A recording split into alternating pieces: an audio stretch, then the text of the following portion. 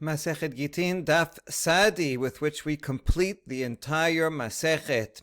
This is a fundamental three-way machloket about the grounds for divorce. This is really kind of fundamental, and in a way we should have studied this all the way at the beginning. But the Mishnah, the structure of the Mishnah is it often leaves the philosophical underpinnings of the law till all the way at the end. But really this is something that informs on the entire Masechet.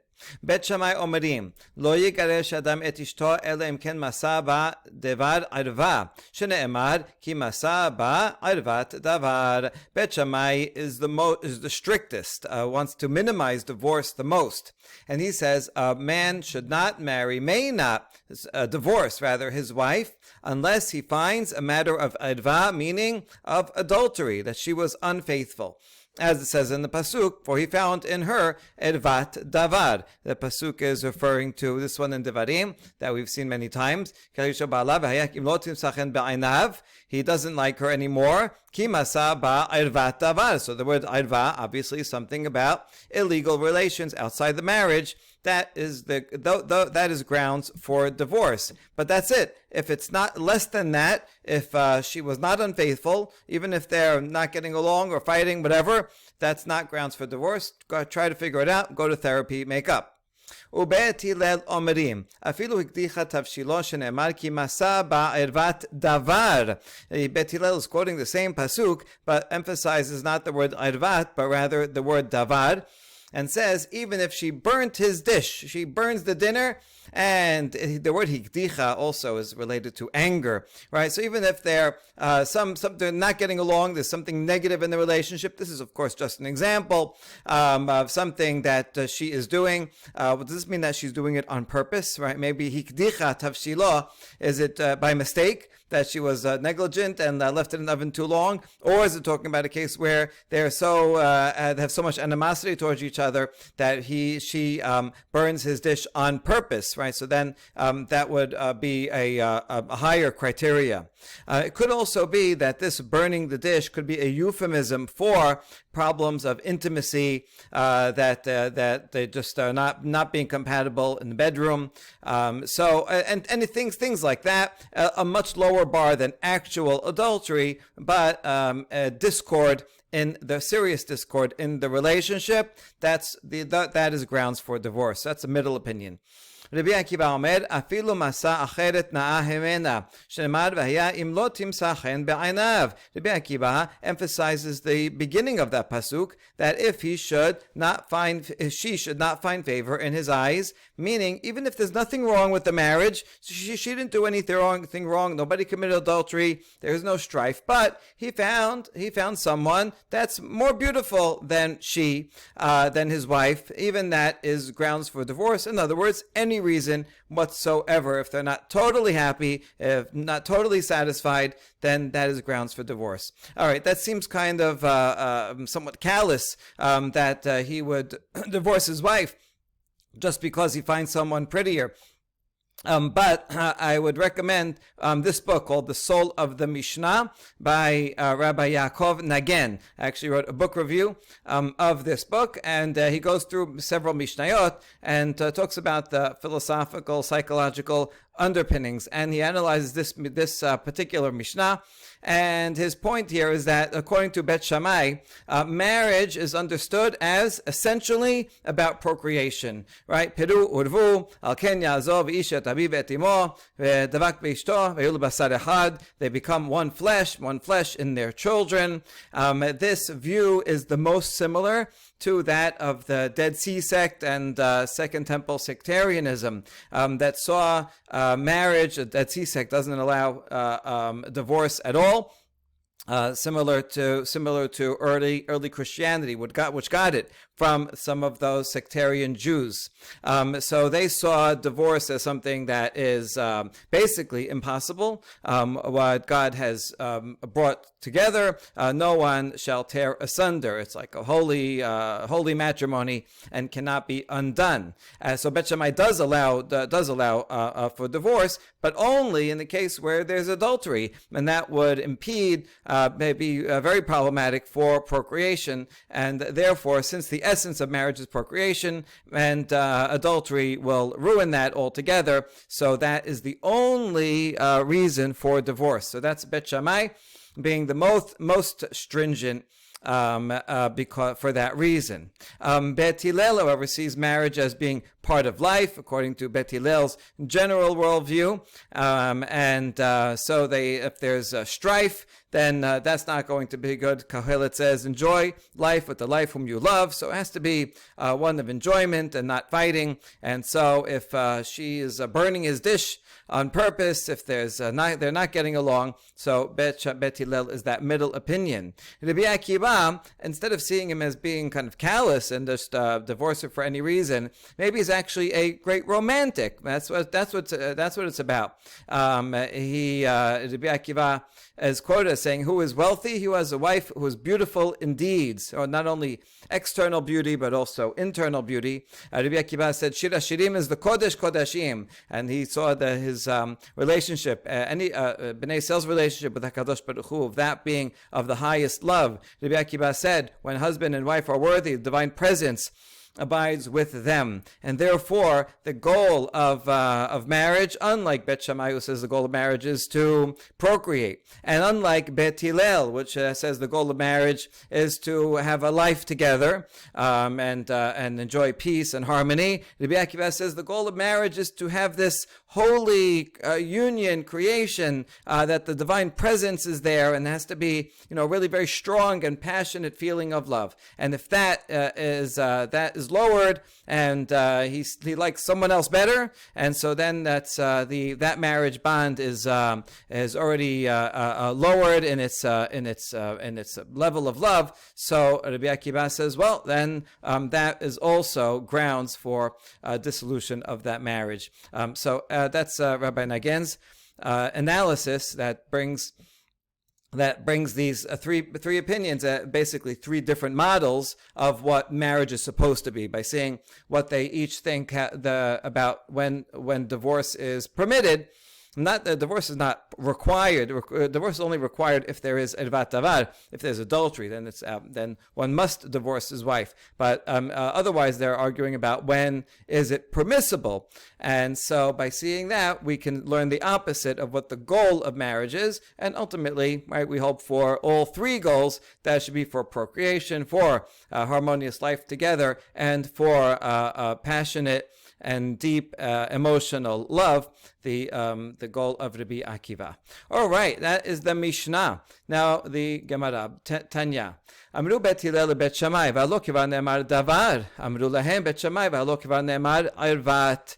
So now we're going to look for the sources. So Bet Hillel tells Bet Shammai, but the pasuk says davar. Davar means any matter, right? Even just getting angry, burning the dish. So what are you going to do with the word davar? Bet Shammai says, well, it also says the word arva, meaning adultery. So what are you going to do with the word adultery? Amru lahem Bet Hillel. Bet Hillel says, I'll explain why we need both words. Im ne'emad arvat v'lo ne'emad davar, hayiti omer mishum arvat teseh, mishum davar lo teseh, lekach ne'emad davar. So listen, if you had only the word arvat, then I would agree with you. Bet Hillel tells Bet Shammai that because of arva, because of adultery, that requires divorce. But if it's just any other matter, then it would not require divorce. So that's why it says davar, to say even other matters of strife also are grounds for divorce. Good. So that's why I learned that from the extra word davar. Now, why does it say arva? Ve'ilu ne'emar davar, ve'lo ne'emar arvat. Hayiti omer mishum davar tinaseh la'acher, mishum arva lo tinaseh la'acher, lekach ne'emar arvat. If you had only the word davar and not the word arvat, let's look at the pasuk, then you would have read it like this. Kimasa ba davar, so he got divorced because he found some matter of strife. She burnt his dish. Well, then he has to write a sefer. He can write a sefer kiritut and give it to her and send her away from his house. And then she can go marry another man. I would have thought that when is she allowed to marry a second husband? Only if the grounds for divorce of the first marriage were because they just didn't get along and they had a fight. Then she can go marry another. But if the grounds of divorce were erva, she committed adultery with the first husband, then I might have thought without the word arvat, I might have thought that once she committed adultery with the first husband, she's not allowed to get remarried. She's banned.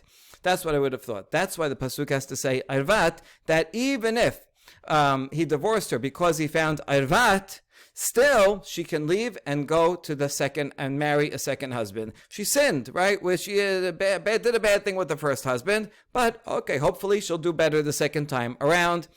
We don't assume that she is banned from marriage forever. So that's why it says arvat and davar, to give you the extremes, that a davar is any matter is something that is grounds for divorce. But even if it's the max that she did commit adultery, still she is permitted to get remarried. So that explains both words. Ubet Shammai, hay davar ma'i abdileh. Now Bet Shammai, Bet Hillel explained why he needs both words. Bet Shammai, why do you need the word davar? He answers, Nemar kan davar, nemar lan lehalan davar. Api shne adim, o api shelosha adim, yakum davar. Ma lehalan bishne adim, afkan bishne adim. It says here the word davar, and it says regarding witness testimony that based on 2 or 3 witnesses, a matter of evidence is established. That if you don't have 2 witnesses, at least, then you throw out the case. That's not proof. So just like regarding general, civil, criminal cases, you need 2 witnesses. Also, regarding divorce, you only have to divorce, a man has to divorce his wife only if there are 2 witnesses that testify to adultery. So that's why arvat, davar, if there is arva, and it's established as by words of witnesses. That's what I learned from the word davar. That's when you can and must get divorced, but otherwise, divorce is not permitted even. Not only not recommended. Okay. Bet Hillel, miketib arva bedavar. Bet Hillel says, it doesn't say arva bedavar, meaning adultery established through words of testimony. If it said arva bedavar, then I would say it's all one phrase, and I would agree with you that davar is just regarding the testimony of adultery. But it doesn't say that. It says 2 words, right? Ervat and davar. So that means it's 2 things. Or Bet Shammai, miketiv or erva or davar. Bet Shammai says, on the other hand, that if it was like you, Bet Hillel, that's giving you 2 different matters, then it should have said either erva or davar. If he divorces her either because of adultery or because of some matter of strife, then that's grounds for divorce, and in either case, she can get remarried. So it should have said or and been clearer.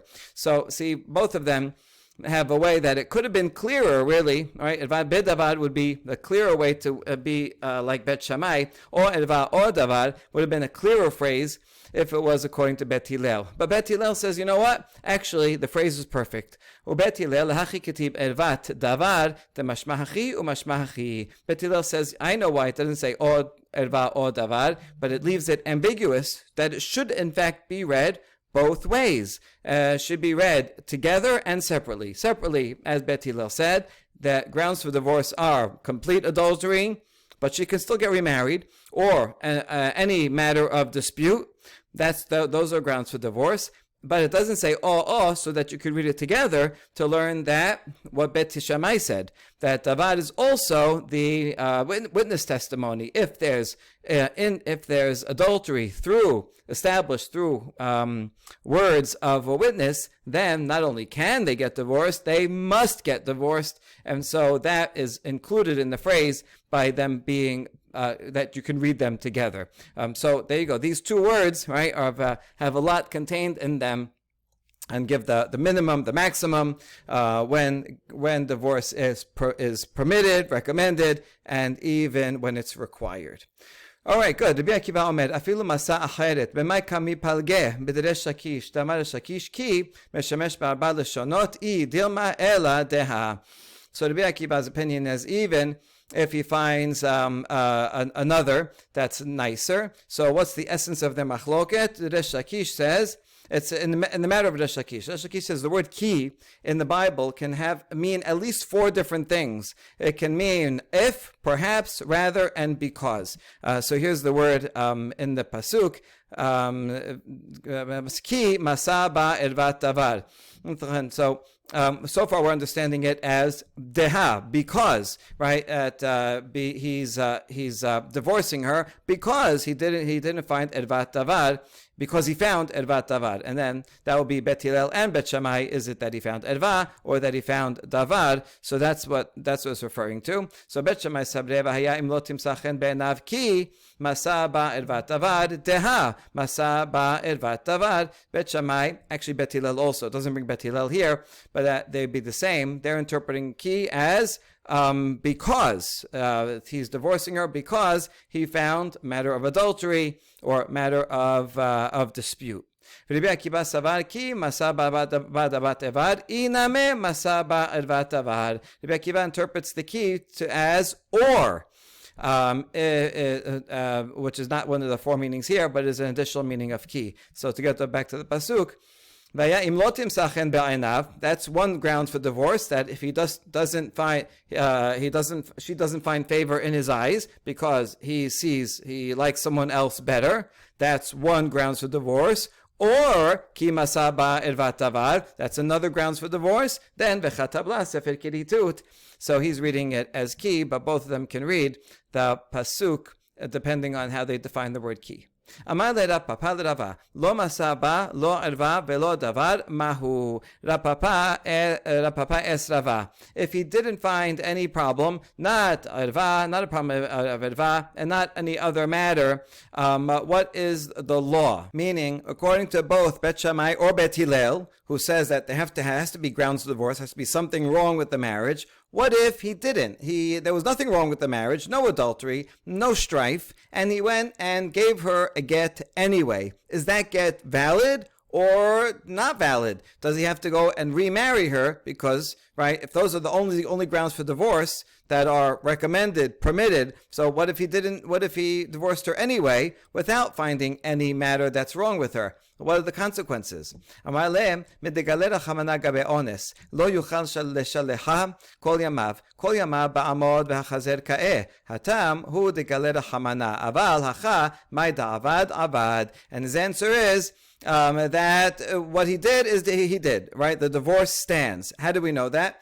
Because regarding a rapist, if a man rapes a woman, then one of the options are he has to marry her and he's not allowed to divorce her ever. Of course, if she wants to, because that's it. You broke it, you bought it, so to speak. And so he cannot divorce her. So that punishment is said only regarding the rape victim, and that he cannot divorce her ever. So if he would try to divorce her, then let's say he gave her a get, so we would require him to remarry her because he was not allowed to divorce her in the first place. But the Torah only says that consequence regarding the rapist. It doesn't say it anywhere else. So therefore, Galera Hamana, the Torah reveals that only regarding that case he has to remarry her. But if in a regular marriage, even though the Bet Shammai and Bet Hillel says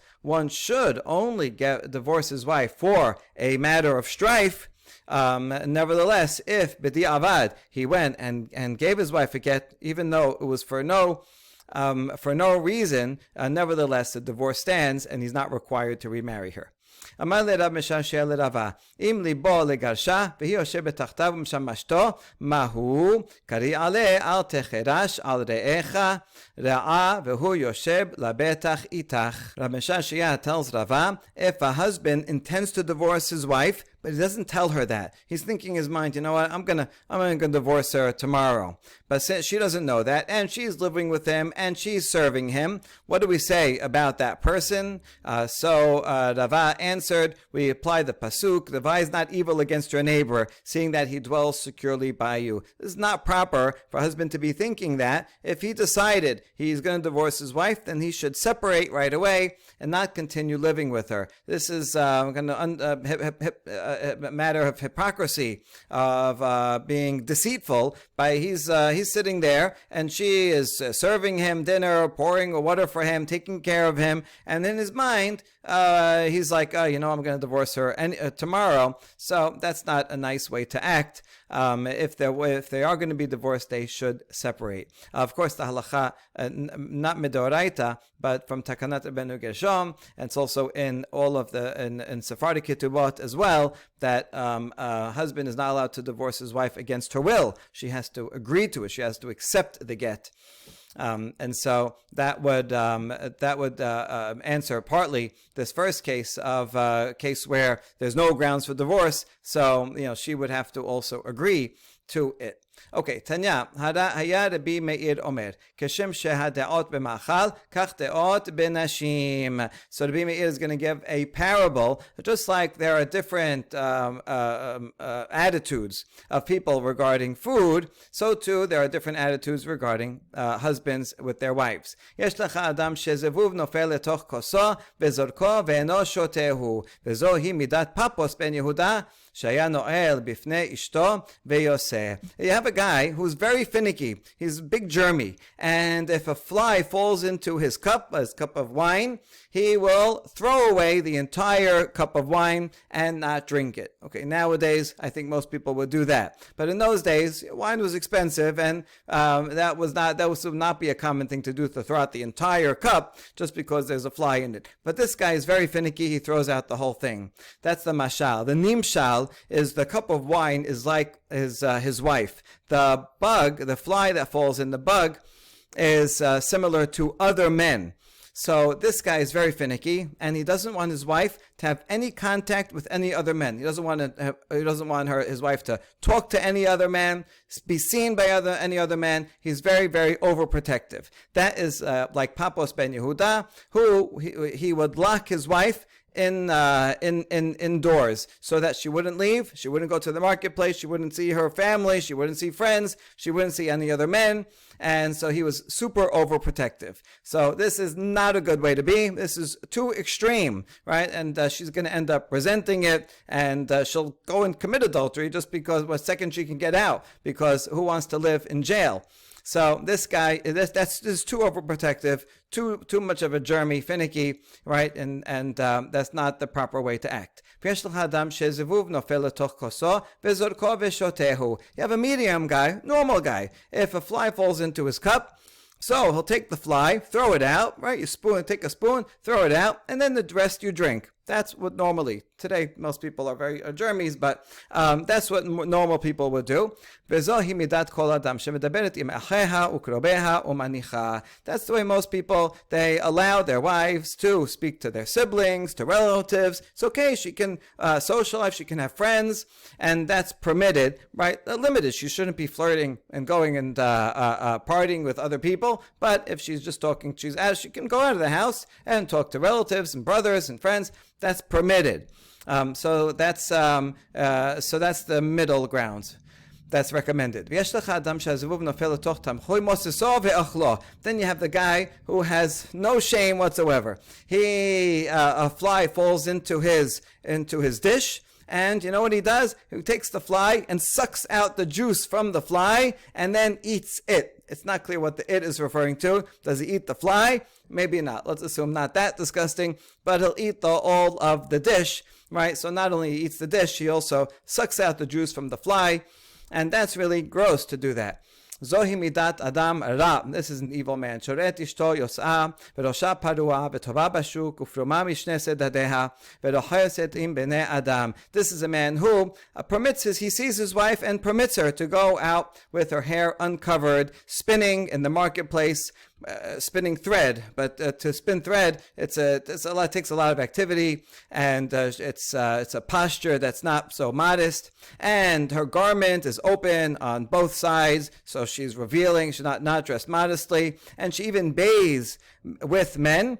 And he doesn't care, right? He doesn't care that his wife goes with other people, and then he'll still take her, and he'll still live with her and sleep with her, and he doesn't care that she was out flirting with other guys and being immodest. This is not proper. Now we ask, wait, does it mean literally she's actually going into the bath with other men? That's like very extreme. No, of course not. Rather, she bathes in a place where other men are, like, I don't know, going to the ocean, where there's men bathing and women bathing together, and his wife goes there and she's not dressed properly, and she's flirting with other guys, acting in an immodest way, and he doesn't care. He doesn't tell her anything. He's not disgusted, but he has no shame. That is an improper guy. You should be not too overprotective, not too loose, but in the middle. And that's we learn that through this mashal. Okay, zo misva min Torah legadesha. So the Braita continues and says, this last case of the woman who's immodest and flirtatious, there's a command. That's a commandment that a husband should divorce his wife like that. Shenemar ki masa ba ervat gomer v'shilecha mi beto v'alecha v'ayta leish acher. The continuation of the pasuk says he sends her away and she'll go marry another man. Hakatuv kera'o acher. The pasuk doesn't say leish sheni. It says to a man who's another. What does that mean? She'en bo ze ben zugo larishon. That the second husband is not equivalent in his moral stature to the first husband. Ze hosi rish'a mi beto v'ze chnis rish'a letoch beto. The first husband sees that his wife is wicked and divorced her. And what does the second guy do? Oh, she's a flirtatious, immodest woman. I'll take her. I'll marry her. So this shows that the first guy is a tzaddik. That's what he should do. Divorce her. The second guy shows he's a demeaning character. That's what he decides that he's going to marry. He's going to take the leftovers, what the first guy said is not worthy of being married to, he wants. Zacha sheni shelacha. If the second husband merits and he does the right thing, he will send her out also. Maybe he didn't realize. When he realizes after that this is her behavior, then he should divorce her. Shne'emar usne'ah va'ish aharon. So the rest of the pasuk here, we can look at it. If she goes and marries a second guy, and the second guy also hates her and divorces her, the point of the context is that she cannot go back and remarry the first, right? Because either the second guy divorces her, or if the second husband dies. Either way, she's not allowed to go back and remarry the first husband. Okay, that we're reading here now. Midrashically, be'im lav kol barto. If he doesn't, the second husband doesn't divorce this wife, then she will end up burying him. Shene'amar o ki amut ha'ish ha'acharon kedai hu b'mita. He's worthy of death. Because the first husband, he divorced this evil woman from his house, and the second guy doesn't learn the lesson, right? You should always find out before you buy something or take a job or whatever. What happened to the previous guy? What's their experience? And he should know better that this is someone who is worthy of being divorced, and then he goes and says, that's what I want, then he's worthy of death. Ki saneh shalach. And now we're going to bring a midrash of a couple of pisukim. It's worth seeing the pisukim first in context, because these pisukim talk about divorce directly. So it's actually quite important. The pasuk says, "Zot sheni ta'asu kasot imat mizbach Hashem." Malachi is telling the people, you did a second thing bad. Beforehand, it's talking about Kohanim and the bad things that they did. But here now, second thing, you cover the altar with tears, weeping and moaning, so that God refuses to regard your offerings anymore. Right? So the people are all depressed. Hashem is not answering them. And you say, "Amartem alma."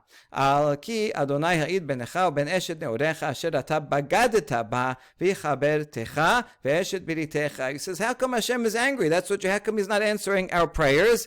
Because God is a witness between you and the wife of your youth, the eshet neorecha, meaning someone's first marriage has a special holy status, and you have broken faith, and between your chabertecha, beautiful word, right? Your friend and the wife of the covenant. So that your first wife is someone that's a special holy covenant. It's a friendship. It's a bond. And what did you do?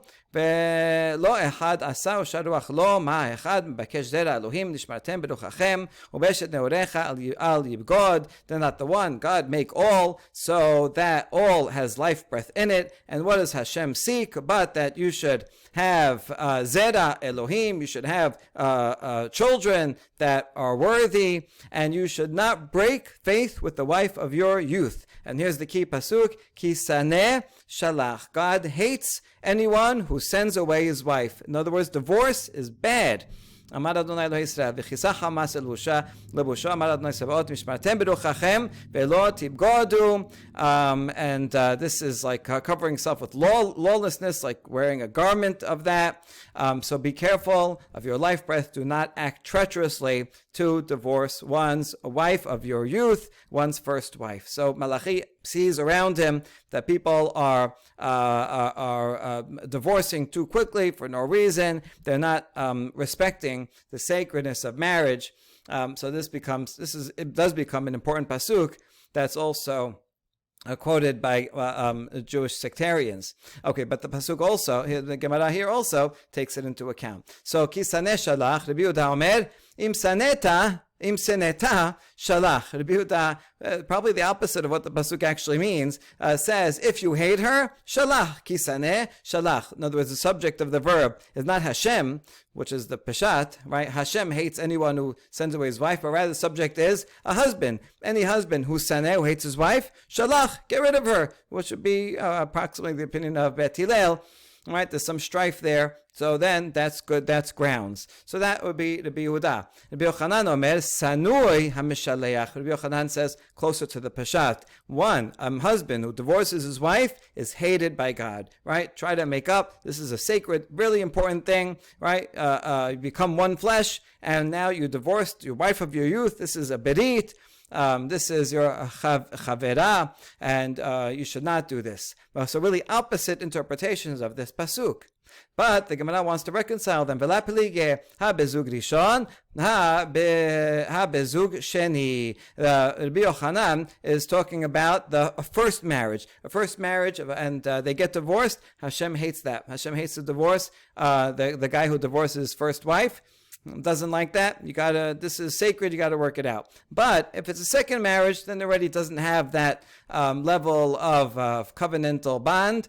And therefore, if a second marriage doesn't work out, then saneh shalach, then it's okay to divorce her. Damar Rabbi Elazar, kol megeresh ishto rishona, avilu mizbeach morid alav demaot. Rabbi Elazar says, anyone who divorces his first wife, even the altar itself sheds tears, as if HaKadosh Baruch Hu himself is crying over this. Shene'emar, vezot sheni ta'asu, kasot tim'at mizbach Hashem, bechiv anaka me'en, od penot el hamincha, velakachat rason mi'edchem, ואמרתם על מה?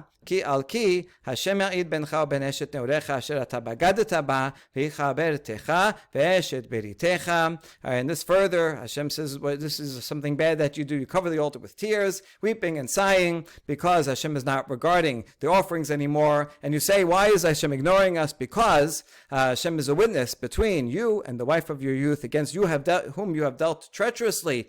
She is your companion, the wife of your covenant. Then you go and divorce. So this is something that Hashem hates, and therefore one should avoid that at all costs. I think what we've seen in this in Masechet Gittin, a lot of details about all kinds of practical matters of witnesses and sending Gittin, but essentially underlying it all is a very careful balance that Judaism brings to us. If we look at the extremes, Second Temple sectarians and Christianity, who do not allow divorce at all, well, that's an extreme position. And while it upholds and seems to respect marriage a lot by not allowing divorce, but sometimes there are grounds for divorce and the couple's really not getting along, then best to end that marriage so that they can go on and find other people and get on with their lives and find happiness and find a good marriage. So Judaism disagrees with that extreme of no divorce at all, and permits it, as then Torah talks about divorce. So therefore, right, the Torah itself permits it. When necessary. On the other hand, you have other cultures like Islam that make it too easy to get divorced. Just by saying, right, get out 3 times, then that's it. The bond is over. So this is treating women too lightly, treating divorce, treating marriage in a very weak way, like it's nothing, like it's just a simple friendship. They say, okay, I'm not friends with you anymore, and then that's it. You don't talk about it. So it's degrading the holiness and the special bond of marriage. And so that in halacha, although divorce is possible, but you can't just do it orally. You have to do it in writing. You have to go to a scribe. You have to go to a bet din. You have to get witnesses. And through all that process, it takes time. He'll think about it again. Hopefully, he will be less angry, or she'll be less angry. They'll find a way to make up. They'll come to the sages. They'll come to the scribe, the court. They'll mediate between them and find a way to repair the marriage if it's reparable. So by having this balance between the two extremes, halacha aims to respect the sacredness of marriage, recognize that sometimes people need to end and start over, but hopefully through our study of the laws of Gittin, we can find the strength to work on our own marriages and strengthen them, and see all of our children and grandchildren happily married. Hadran Allah HaMegaresh Usalika La Masechet Gittin. Hazakim Uberuchim.